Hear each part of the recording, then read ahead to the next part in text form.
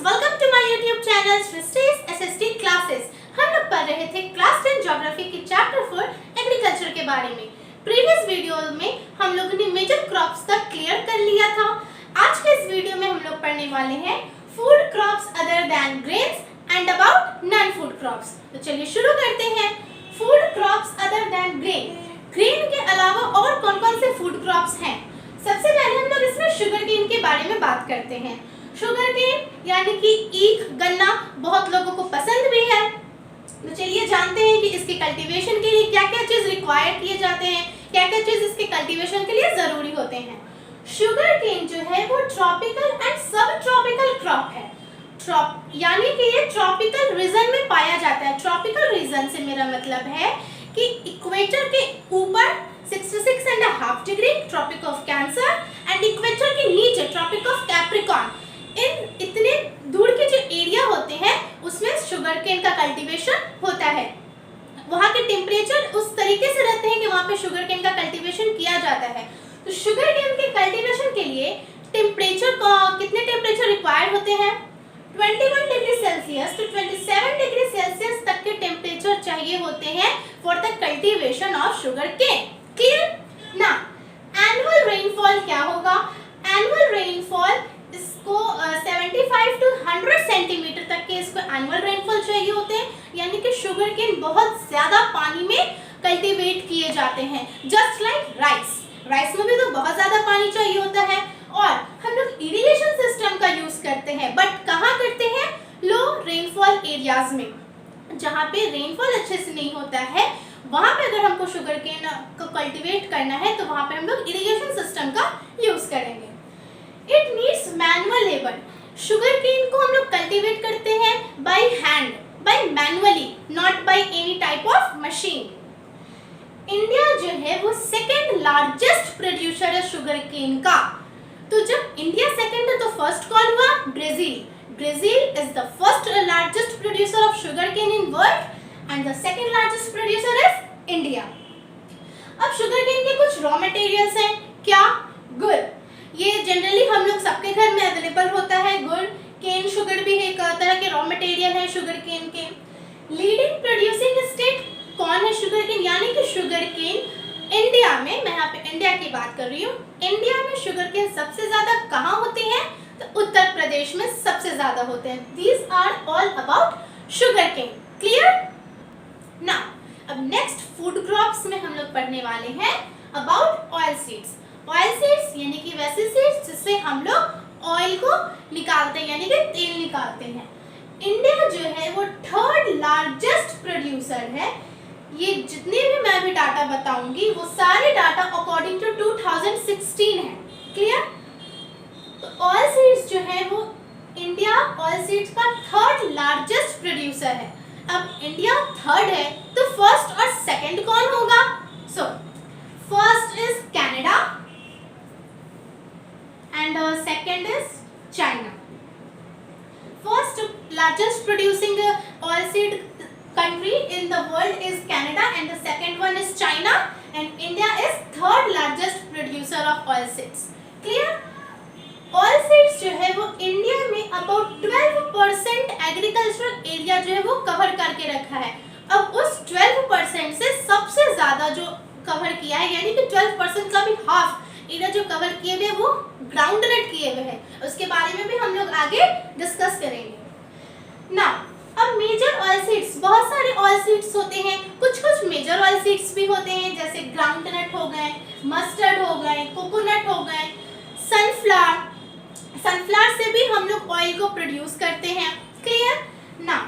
अब oil seeds यानी कि हम लोग ग्राउंड नट, कोकोनट, मस्टर्ड, इन सब से तो हम लोग ऑयल प्रोड्यूस करते हैं। आप लोगों ने सुना होगा मस्टर्ड ऑयल यानी कि सरसों का तेल, कोकोनट ऑयल, ये सारे आप लोग यूज भी करते हैं, सबके घर में पाए भी जाते हैं।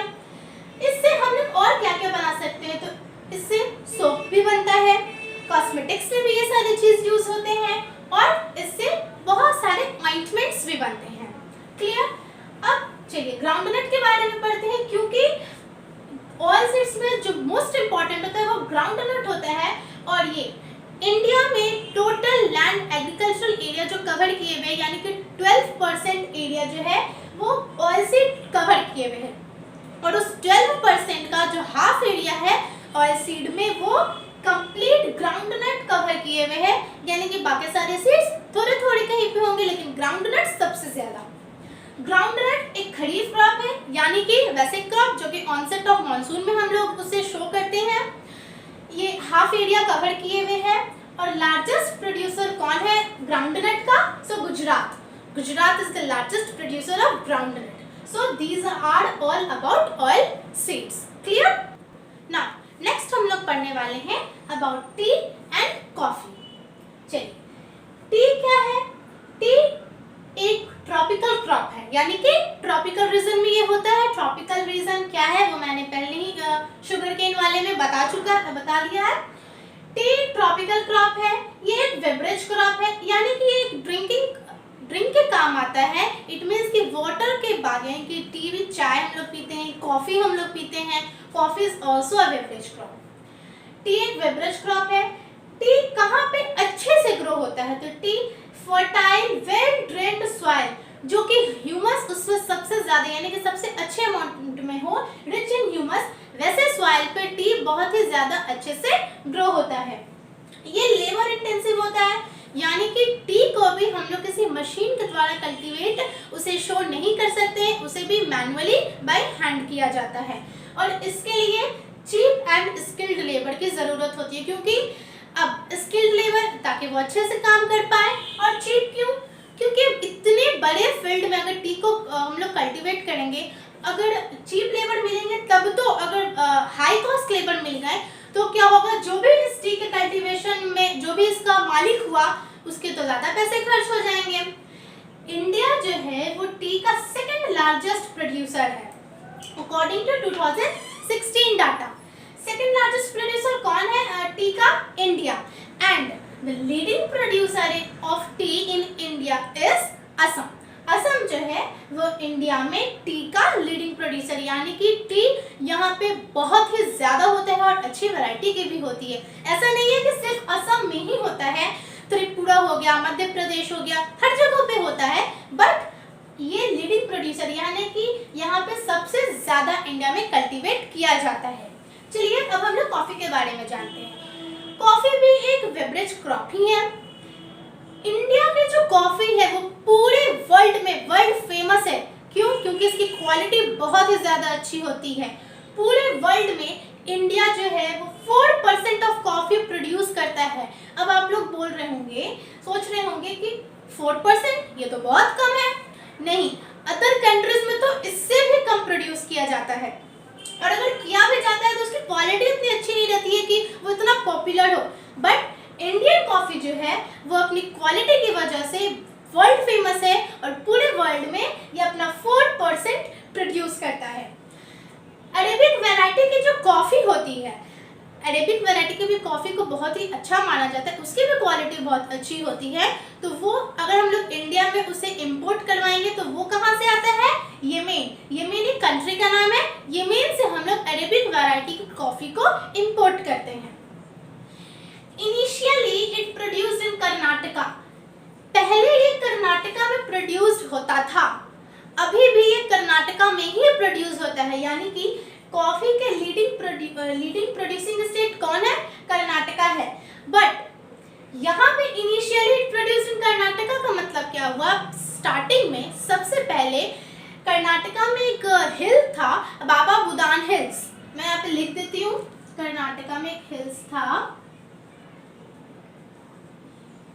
बाबा बुदान हिल्स। सबसे पहले कॉफी यहीं पे प्रोड्यूस किया गया था, उसके बाद ही कहीं और किसी और कर्नाटका के एरिया में किया गया था। क्लियर? सो इनिशियली वो बाबा बुदान हिल्स में प्रोड्यूस किया गया था। बाबा बुदान हिल्स कहाँ है? कर्नाटका में है। और कॉफी की लीडिंग प्रोड्यूसर स्टेट कौन है? वो भी कर्नाटका है। This are all about tea and coffee. Clear? चलिए अब हम लोग पढ़ते हैं हॉर्टिकल्चर क्रॉप्स के बारे में। हॉर्टिकल्चर क्रॉप्स यानी कि growing of vegetables, growing of flower, fruits, ये सारी चीज़ जो हम लोग ग्रो करते हैं, इसे एक नाम दिया गया हॉर्टिकल्चर क्रॉप्स। हॉर्टिकल्चर क्रॉप्स क्या इंडिया लार्जेस्ट प्रोड्यूसर है, सॉरी सेकंड लार्जेस्ट प्रोड्यूसर है India, first largest producer China है। क्लियर। अब बहुत सारे हॉर्टिकल्चर यानी कि बहुत सारे फ्रूट्स हैं, इसमें हम लोग फ्रूट्स भी तो ग्रो करते हैं, तो बहुत सारे फ्रूट्स हैं, बहुत सारे वेजिटेबल्स भी हैं, फ्लावर्स भी हैं, मैंगोज, ऑरेंजेस, बनाना और भी बहुत सारे फ्रूट्स हैं जो कि पूरे वर्ल्ड में बहुत ही ज़्यादा डिमांड में हैं। They are in high demand, in a great demand all over the world. और एक चीज़, मैंगोज, ऑरेंजेस, जैसे मैंगोज महाराष्ट्र में भी होता है और भी बहुत जगह पे होता है, ऑरेंजेस नागपुर में होते हैं और भी बहुत सारी जगह होते हैं। ये आपका काम है, ये मैं आपको होमवर्क देती हूँ। मैंगोज, ऑरेंजेस, बनाना और जितने भी फ्रूट्स एंड वेजिटेबल्स हैं वो इंडिया में किस किस कंट्री में होते हैं, इसका आप एक लिस्ट तैयार कीजिए कि मैंगोज कहाँ होते हैं, ऑरेंजेस कहाँ होते हैं। जैसे मैंने एक स्टेट बताया, as for example oranges Nagpur में होते हैं, बट और भी अदर स्टेट्स में पाए जाते हैं। सो आपके एनसीईआरटी में जितने भी फ्रूट्स एंड वेजिटेबल्स दिए गए हैं और वो किस किस स्टेट में प्रोड्यूस किए जाते हैं, इसका एक लिस्ट बना के आप मेरे कमेंट बॉक्स में उसे लिखिए ना। इंडिया का जो most important producer in horticulture crops क्या है, इंडिया सबसे ज़्यादा क्या प्रोड्यूस करता है और जो कि बहुत ही ज़्यादा डिमांड में है, बहुत ज़्यादा इम्पोर्टेंट है, वो क्या क्या है? पी, कॉलीफ्लावर, ब्रिंजल, पोटैटो और भी बहुत सारी चीज़ें हैं। और ये सारे कॉमन चीज़ें, ये सारे आप लोग जानते भी हैं, खा भी चुके हैं। तो ये भी जान लीजिए कि बहुत ही ज़्यादा इम्पोर्टेंट है जो कि इंडिया में प्रोड्यूस किए जाते हैं। ये थे हॉर्टिकल्चर क्रॉप्स के बारे में, और जितने भी अभी मैंने पढ़ाए वो सारे थे food crops other than grains. Clear. अब हम लोग पढ़ने वाले हैं नॉन फूड क्रॉप्स के बारे में। नॉन फूड क्रॉप्स में सबसे पहले रबर के बारे में चलिए पढ़ते हैं। रबर एक equatorial as well as tropical crop है। ट्रॉपिकल क्रॉप का मतलब क्या होता है ये तो मैंने बता दिया ना। इक्वेटोरियल क्रॉप यानी कि ये इक्वेटर वाले रीजन के पास पाया जाता है। क्लियर। अब इक्वेटोरियल क्रॉप होता है, जनरली रबर इक्वेटोरियल क्रॉप ही होता है। कुछ कंडीशंस ऐसे होते हैं जब ये ट्रॉपिकल क्रॉप में कन्वर्ट हो जाता है, जनरली इक्वेटोरियल क्रॉप होता है। अब इक्वेटर के पास तो सबसे ज्यादा हीट रहता है, सबसे ज्यादा हीट है, यानी कि इससे हमें क्या पता चला कि रबर के लिए बहुत ही ज्यादा टेम्परेचर चाहिए होता है। क्लियर। इसके लिए टेम्परेचर कितने चाहिए? More than 25 degree Celsius. 25 degree Celsius से ज़्यादा टेम्परेचर चाहिए हम लोगों को। और रेनफॉल कितने चाहिए? More than 200 centimetre. 200 सेंटीमीटर से ज़्यादा हम लोगों को इसके लिए एनुअल रेनफॉल चाहिए। रबर जो है वो इंडस्ट्रियल रॉ मटेरियल का सबसे इम्पॉर्टेंट क्रॉप है।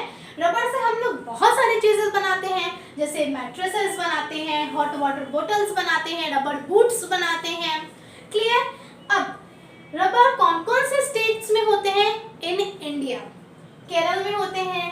टीएन से यहाँ पे मेरा मतलब है तमिलनाडु, तमिलनाडु में होते हैं, मेघालय में होते हैं और भी बहुत सारे ऐसे स्टेट्स हैं जहाँ पे रबर किए जाते हैं, कल्टीवेट किए जाते हैं। These are all about rubber. Clear? चलिए अब हम लोग नॉन फूड क्रॉप्स में फाइबर क्रॉप्स के बारे में पढ़ते हैं। फाइबर क्रॉप्स एक थ्रेड लाइक स्ट्रक्चर होते हैं, यानी कि इससे हम लोग क्लोथ्स बनाने के काम में लाते हैं। कॉटन, जूट, नेचुरल सिल्क, ये तीन जो है वो मेजर फाइबर क्रॉप्स हैं जो इंडिया में ग्रो किए जाते हैं। तो हम लोग इन तीनों के बारे में डिटेल पढ़ने वाले हैं। Cotton and jute grows in soil. Cotton और जूट तो है वो दोनों तो सॉइल में ग्रो किया जाता है, बट सिल्क कहाँ से हम लोग प्रोड्यूस करते हैं? तो सिल्क वॉर्म से प्रोड्यूस करते हैं। सिल्क वॉर्म जो है वो एक स्पेशल लीव्स, मलबरी लीव्स में पाया जाता है, और सिल्क वॉर्म के कुकून से हम लोग सिल्क को ऑब्टेन करते हैं। और ये जो सिल्क को ऑब्टेन करने का प्रोसेस है, इसे हम लोग सेरीकल्चर बोलते हैं। Rearing of silkworms for the production of silk fiber is known as sericulture. तो अब सिल्क के बारे में तो हम लोगों ने पढ़ लिया। आई थिंक आप लोगों को सिल्क के बारे में समझ में आ चुका होगा। क्लियर। फाइबर क्रॉप में हम लोग पढ़ रहे थे about cotton, jute and silk. Silk के बारे में हम लोगों ने डिस्कस कर लिया था। चलिए अब हम लोग डिस्कस करते हैं about cotton and jute. Cotton India को होम ऑफ कॉटन प्लांट माना जाता है, यानी कि कॉटन इंडिया में सबसे ज्यादा प्रोड्यूस होता है। कॉटन टेक्सटाइल इंडस्ट्री के लिए कॉटन बहुत ही ज्यादा इम्पोर्टेंट रॉ मटेरियल होता है। क्लियर? इंडिया जो है वो कॉटन का सेकंड लार्जेस्ट प्रोड्यूसर है and first is as usual China. Cotton जो है वो सबसे अच्छे से किस सॉइल पे ग्रो करता है? सो ब्लैक सॉइल पे। और आप लोग याद कीजिए, मैंने फर्स्ट चैप्टर ऑफ ज्योग्राफी में ब्लैक सॉइल के बारे में डिटेल पढ़ाया था और ब्लैक सॉइल को हम लोग ब्लैक कॉटन सॉइल के नाम से भी जानते थे। क्यों? क्योंकि इस सॉइल पे कॉटन बेस्ट क्वालिटी का कॉटन हम लोग कल्टीवेट बेस्ट क्वालिटी का कॉटन ब्लैक सॉइल में प्रोड्यूस किया जाता है। कॉटन के लिए हाई टेम्परेचर चाहिए, लाइट रेनफॉल चाहिए एंड 210 फ्रॉस्ट फ्री डेज चाहिए। चलिए, हाई टेम्परेचर चाहिए, लाइट रेनफॉल चाहिए, यानी कि कम रेनफॉल चाहिए। अब 210 फ्रॉस्ट फ्री डेज का क्या मतलब है? 210 फ्रॉस्ट फ्री डेज का मतलब 210 days, it means 7 months. So approx इसको 7 months चाहिए, approx, not clear, not confirm, approximately इसको 7 months चाहिए इसको मैच्योर होने में। अब frost free days का मतलब हुआ from the last of spring to the first of winter, यानी कि स्प्रिंग के लास्ट से विंटर के स्टार्टिंग तक का जो भी सीजन, जो भी क्लाइमेट होता है, इस क्लाइमेट में कॉटन अच्छे से डेवलप कर सकता है। क्यों? क्योंकि इस बीच में टेम्परेचर हाई होता है और रेनफॉल लाइट होता है। कॉटन एक खरीफ क्रॉप है, यानी कि ऑनसेट ऑफ मॉनसून में किया जाता है। लीडिंग प्रोड्यूसर ऑफ कॉटन कौन है? Gujarat is the leading producer of cotton. Now about jute. Jute एक गोल्डन फाइबर है। गोल्डन फाइबर यानी कि इसकी जो कलर होती है वो गोल्डन, यानी कि जो आप लोग रस्सी देखे होंगे उसका जो कलर होता है वही कलर जूट का होता है। ये वेल ड्रेन्ड सॉइल में और फ्लड प्लेन एरियाज में अच्छे से डेवलप हो सकता है। जूट के लिए हाई टेम्परेचर चाहिए होता है और रेनफॉल भी अप्रॉक्स हाई के तरफ ही रहता है, उतना ज़्यादा हाई नहीं लेकिन लो भी नहीं, एक मीडियम रेनफॉल, मॉडरेट रेनफॉल। यहाँ पे मैं लिख देती हूँ, इट रिक्वायर्स मॉडरेट रेनफॉल। चलिए, अब जूट से बहुत सारी चीजें जो हम लोग बना सकते हैं। जूट से हम लोग जूट बैग बना सकते हैं, जूट का मैट हो गया, रोप और भी बहुत सारी चीजें जो हम लोग जूट से बना सकते हैं। जूट का जो है वो बहुत ही ज्यादा हाई कॉस्ट होता है। हाई कॉस्ट इसलिए होता है क्योंकि जनरली मेनी टाइम्स जूट क्या होता है वो हाथ से बनाया जाता है, क्योंकि जो हाथ से फिनिशिंग आती है वो मशीन से नहीं आ पाती है। सो इसीलिए अब मैनुअल लेबर वो लोग अपने हाथ से करते हैं, इसीलिए इसका कॉस्ट जो है वो मार्केट में बहुत ज़्यादा चला जाता है। लीडिंग प्रोड्यूसर जूट का कौन है इंडिया में? So West Bengal is the leading producer of jute in India. Cotton से हम लोग कॉटन क्लॉथ बनाते हैं जो हम लोग पहनते भी हैं। जूट से भी मैंने बता दिया, मैट, रोप, ये सारी चीज़ बनाते हैं।